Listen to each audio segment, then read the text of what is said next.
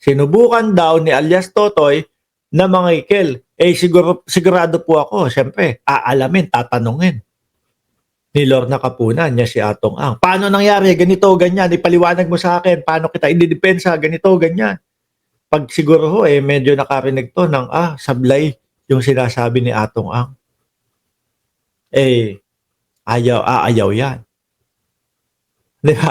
Aayaw ho yan, mga kababayan. Para hindi idawit ang negosyante sa kaso. Umiikot siya and extorting money from those who he says or he threatens to name. That is why Sir Atong Ang is coming forward in his attempt to bring out the truth. Paano nangyari yung extortion? Nagkita ba sila? Nag-usap ba sila? We have evidence. We will show in due course. No? Ako po, may ebidensya. Baka may text message, baka merong recording, yan ang makakaligtas kung sakali po kay Atong Ang, mga kababayan.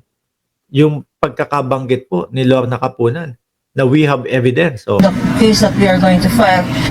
Hindi rin daw pwedeng sabihin na may kredibilidad si alias Totoy na maging state witness gaya ng sabi ng DOJ. The Department of Justice is taking the wrong lead. Hindi pwedeng maging state witness yan because siya mismo ang responsible, directly responsible sa mga nag-disappear. Hanggang ngayon, wala pang formal na salaysay si alias Totoy kaugnay ng kanyang mga akusasyon.